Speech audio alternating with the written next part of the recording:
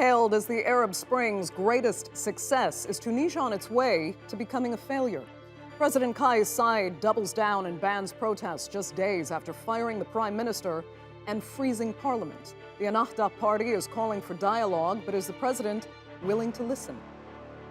I'm Andrea Sankey, and today's Newsmaker is Tunisia's political crisis.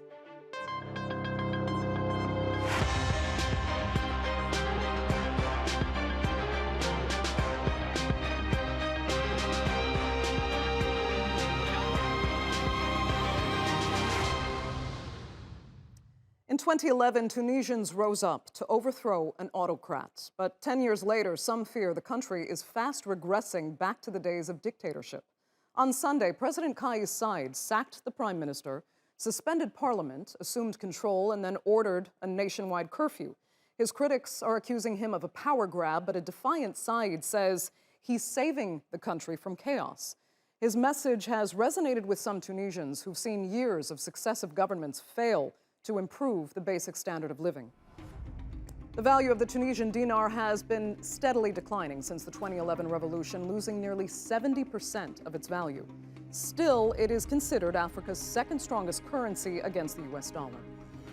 Now, the cost of food has seen an increase of more than 7% over this time last year, with both imports and exports significantly down since the start of the pandemic. Now, in the last 10 years, Tunisia's GDP has dropped to an all-time low of just over $39 billion, shrinking 20% in 2020 alone. And the year before the Arab Spring, Tunisia recorded its highest gross national income in more than 4 decades. But by 2020, even before the pandemic started, that average dropped nearly 25%. Well, that all paints a bleak picture of Tunisia's economy, which remains troubled today. And now, of course, the country is also facing one of its greatest democratic challenges since the Arab Spring. Ennahda, the country's largest political movement, initially called on its supporters to protest against what it described as a coup. But on Tuesday, the party began toning down its rhetoric, instead urging the president to reverse his actions and resolve the situation politically through dialogue and early elections. Before parliamentary elections, we must lift these measures and return to democracy in Tunisia. Let the parliament resume its activities and end its military control. But Kais Saied shows no sign of backing down. He's adamant that he's acting in the interest of the state, and he's promised to protect the country's fragile democracy. But is he instead tearing it apart? Let's put that to our panel now. And joining me from Washington is Ennahda Party member Radwan Masmoudi, from Tunis, Tunisian journalist Ghaya Ben Mbarek, and also from the Tunisian capital, professor with the Department of International Affairs at Qatar University, Larbi Sadiki. Thanks all so much for being with us. Radwan, I'll start with you. You obviously reject everything Kais Saied has done. Your party defines it as a coup. So what efforts should be made now, and by whom, to actually ensure that elections are held as you wish and to stop what you see as this dangerous progression of events? Thank you very much for having me on your show. Our goal right now is, first of all, to de-escalate the situation, and we are calling for calm. We don't want any violence in the streets. We don't want any confrontation with the military or with the police. We don't want any blood on anyone's hands. We want to confront this effort to take over and organize a coup with peaceful means. We don't want any violence. So that's number one. Number two, we are calling on all the political parties, all non-governmental organizations, all Democrats in Tunisia to unite and to stand up together and to speak up and to say no to this power grab and these illegal series of actions that have been announced on Sunday. Number three, we are calling for a national dialogue.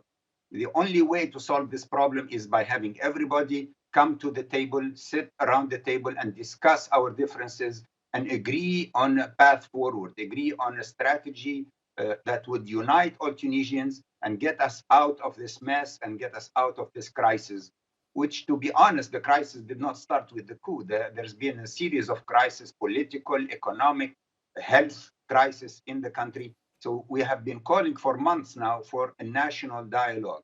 And number four, we are calling all Democrats and all countries and all organizations in the world to stand with Tunisia, to support our nascent democracy. We are the only democracy that has survived in the last 10 years since the Arab Spring. We are working very hard to maintain democracy in our country, but we need the help and the support of all major international players. All the countries who believe in democracy need to stand with Tunisia today. Okay. Let me turn to Ghaya. I mean, Ennahda, according to Radwan there, sounds conciliatory in that approach. So do you think Tunisia is then on a path to resolving this crisis, hopefully within the 30 days that the president has said this freeze will last for? I mean, first of all, thank you for having me. The resolving of the current crisis depends on a lot of factors, according to Tunisians. Now, after the decision of the Tunisian President Kais Saied to freeze parliament and sack Prime Minister Mishishi, as well as lift immunity of MPs. Lots of Tunisians actually celebrated, and some of that I've talked to, do not think actually the procedures that the president have taken are not as tough as they should be because of the situation that our country is taken. Now, what's going to definitely be a key factor here in resolving this crisis, from what I'm hearing from either experts or Tunisians, is definitely the prosecution of the people that have committed crimes against the Tunisian people throughout the past 10 years, those responsible for the current political predicament that we found ourselves in, and especially those responsible for the 20,000 plus Tunisians that have passed away since the beginning of the COVID-19 crisis, especially with the recent fourth wave that has taken over the country, while the government has proven very incompetent in dealing with it. There are lots of failures that have taken place in throughout the past period. It seems, unfortunately, Ghaya's connection has frozen. We'll try to get that back as soon as possible, because I'd like to continue with her perspective. But let me get to Larbi. Ghaya, we'll come right back to you, actually. Let me get Larbi in the conversation. Larbi, let me ask you this. Tunisians I have spoken to, they don't necessarily want to defend the president, but they also don't want to defend parliamentary lawmakers whom they feel have failed the country miserably. They're saying there really are no good guys in this scenario, and they're hoping that a shakeup could actually usher in something better. Do you think that's being overly optimistic? Well, really, if you engage in the blame game, naming and shaming people, and of course, it is easy to do. It's like the soft option up. I think this is, as in the case of any political game across the board in the world we live in, you need really collective ownership of the political process, which means also collective ownership of the problems that flow from that political system. So the atrophy of the political system cannot, in this instance, attribute it to one actor, whether it is a political party, whether it's a coalition, whether it's, let's say, an ideology over another. So I think this kind of responsibility is key to rebuilding, the trust between the rulers and the ruled, and also between the people and the institutions, which putatively are meant to be legitimate institutions. So I think we need to recalibrate the way we address these kind of questions, especially that it is early days to be really actually pontificating about the outcomes, who is guilty, who's not guilty. I think Tunisia, what I would like to say is, has got the platform, has got the processes in place to, let's say, regain aplomb to regain control over, I guess, the institutions, the procedure, the policies, the cadres that can come together. And I think this is really where I disagree, perhaps, with my dear colleague, Dr. Masmoudi, that the country since the election 2019 has had a parliament. And when you say parliament, you're talking about parler, the ability to speak, to get together and speak. Okay. So if you fail to speak in parliament, to dialogue, to conduct dialogue in parliament, why should you think that dialogue is going to succeed outside parliament? Because this is really like a puzzle. That's actually a very good question. I'd like to let Radwan respond to that. Yeah, how do you expect dialogue to succeed outside of parliament if it's failed so badly within parliament? No, I disagree that it has failed badly in the parliament. The parliament has been working with the great challenges and difficulties, but for the last year and a half, the parliament has passed many laws, over, I think, 50 or 60 laws, has met every day, committees are meeting and they are working. The Tunisian parliament has been dysfunctional. I'm sorry to interrupt you. You cannot say that. We have another Tunisian here, and she would attest to that. I have to agree with that, yes. Okay, look, I'm expressing my opinion here, and you have the right to express your opinion, and that's how we can have a civilized dialogue. The parliament is the parliament is a fundamental pillar of any democracy. And if we don't like the current parliament, we certainly can move towards early elections as soon as possible. We are not against that, and Ennahda is not against that. And that is the democratic way to resolve our differences and our crises. Okay, I asked you a question, and I need you to be honest. You cannot keep interrupting me. No, and Lotfi Zitoun came to you asking that there is, like, he tried a mediation. I don't know whether it's his own initiative or he was sent to you, and he said, let's sit together. Okay, why didn't you guys go and actually meet the president, bring everyone together and talk? Basically, look, you have changed actually your tack. Your tack has been changed. It has not been all along consistent. Okay? Mr. Larbi, please, first of all, stop interrupting me, and please let me finish my argument, and then you can take the time. Okay, Radwan, go ahead and finish. Okay, so Ennahda has been calling for national dialogue for over 8 months. This is not something new. It is actually the president, Kais Saied himself, who has refused the dialogue. He is the one who has blocked the dialogue for the last 8 months. The UGTT has been begging the president to initiate the dialogue. He has refused. He is the one who has blocked the UGTT efforts to start the national dialogue. We are in favor of the national dialogue. Blame is not good. Collective ownership, collective responsibility. Okay. All of you failed. All of you have failed. All of you have failed Tunisia and Tunisians. All of you. Okay, you can say that, and you are entitled to say your opinion. The only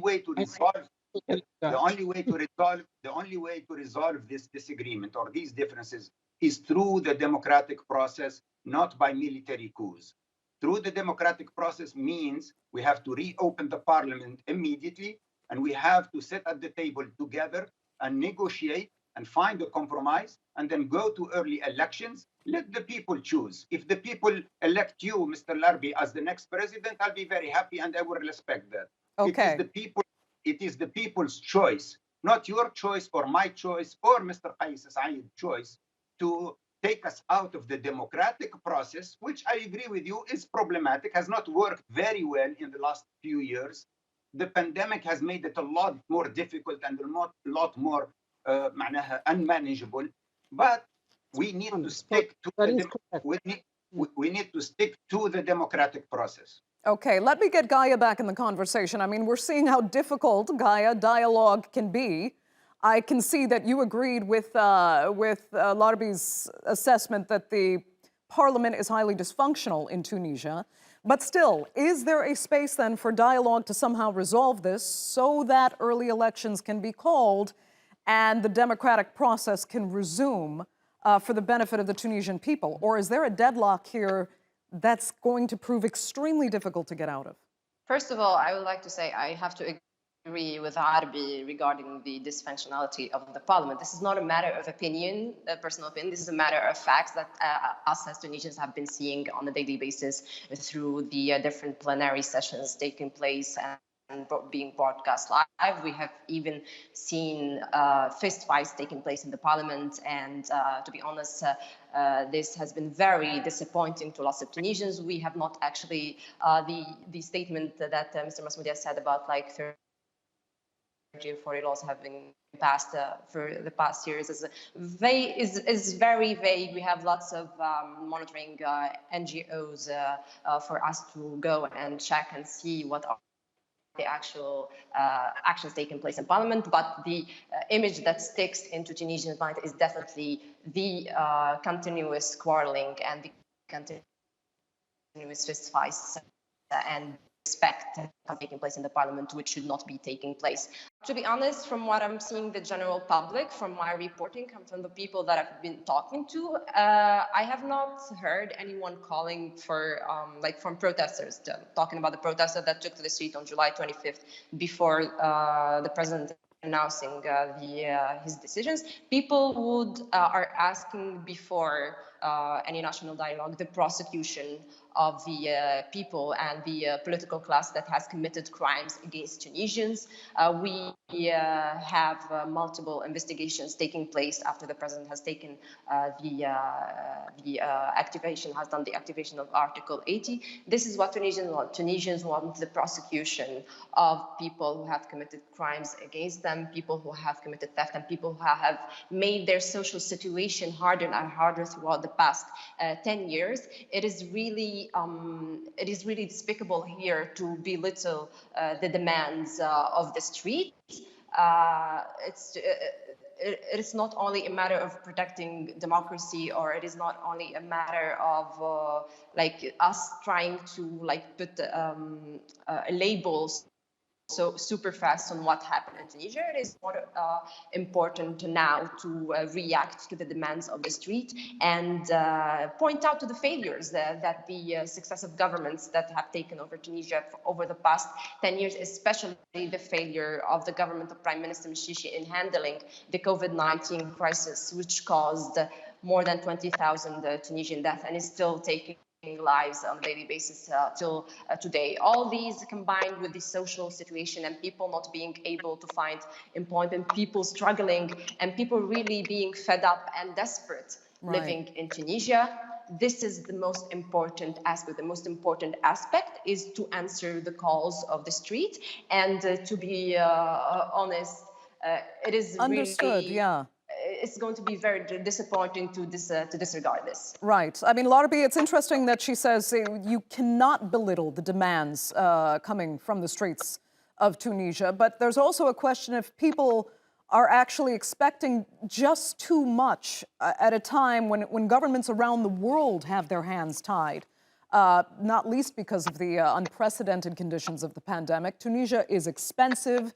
Daily life has not gotten easier. We know that. But in comparison, especially relative to Tunisia's neighbors, are Tunisians' expectations maybe too high? Let me say, it is actually sort of like really the key question. It's the main question in all of this debate. Okay, maybe also the expectations of the president are too high too. Okay, he's not gonna look. Kais Saied, and this is really what I agree with both Dr. Masmoudi and Ghaya. He cannot be a Superman. Okay? He cannot assign himself to be Superman in Tunisia. He's going suddenly to resolve everything. Okay, because sort of the early narrative gives the impression this guy is going to have some kind of kangaroo courts going after everyone, etc., etc. Okay, this will need lots of money, including elections, here with this I want to ask my friend Dr. Masmoudi, elections, and Ghaya too. Elections are so expensive. And also he said precedent, so every time the political process are trophies, we go back, to the people saying, well, choose your government. You cannot do that. But I agree with Dr. Masmoudi and Ghaya, the measures, the power grab, taken by Saied is wrong. Of course, like, we leave it to the legalese people, to debate the legality, of that, the constitutionality of that. And he's done that at a time, of power vacuum. You don't have like the constitutional court.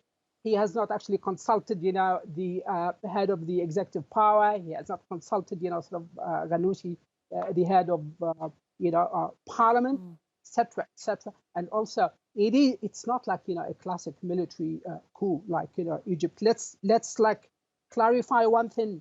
Tunisia is not Egypt. Kais Saied is not Sisi. Okay. But what he's done, calls really for questioning, for interrogation. Okay. Because we're going to go back, to the old paradigm. What is the old paradigm in Tunisia? Like national, singular, mentoring, Bourguiba, Ben Ali, sort of Ghannouchi, the lot. Okay. Beji Qaid Sibsi. Okay. We cannot have singularity of decision making that is really antithetical to the conception of democracy and democratization. Fair enough. You've got processes there, you've got cadres, you've got institutions. They must be respected. And let me tell you, I think I disagree also with the analysis, perhaps like of lots of people. I think Kais Saied today is shaken. He's taken, sort of upon himself like the mammoth task of fixing something that cannot be fixed by one man. Okay, that's not a democracy.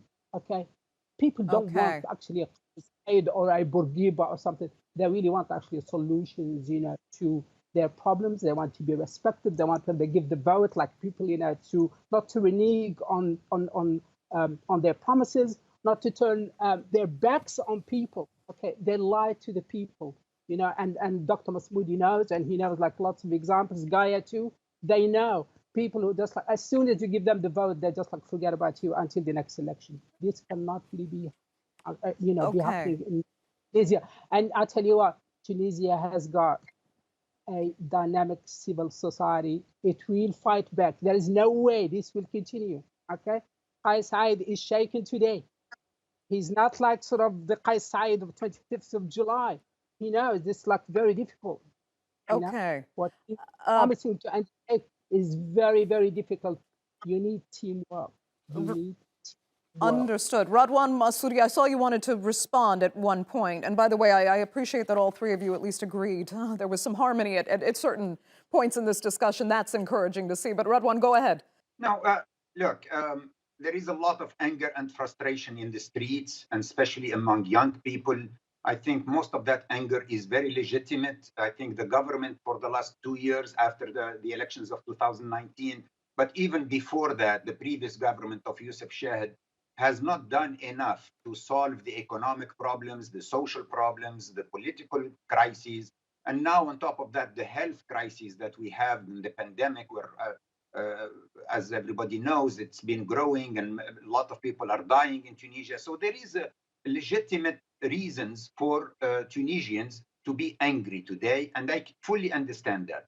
However, to solve the crisis, we should not go to a dictatorship. We should not dissolve our democracy that we have been working so hard to build for the last not 10 years, but really 20 and 30 years. We have to maintain our democracy.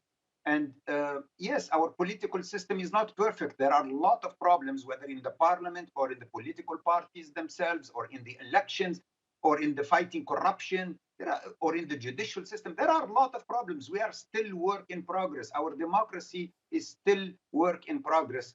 But we need to stay the course. We need to go back to our democratic institutions and fix the problems and enhance our political system, not by reverting to dictatorship, not by calling the military. We are proud of our military in Tunisia because they have always stayed out of politics. Now, the military. Dr. Masmoudi, we should stop actually in Tunisia. There's like, this over exaggeration, the military, our army, sort of the interior ministry. No, we should not glorify them. Okay.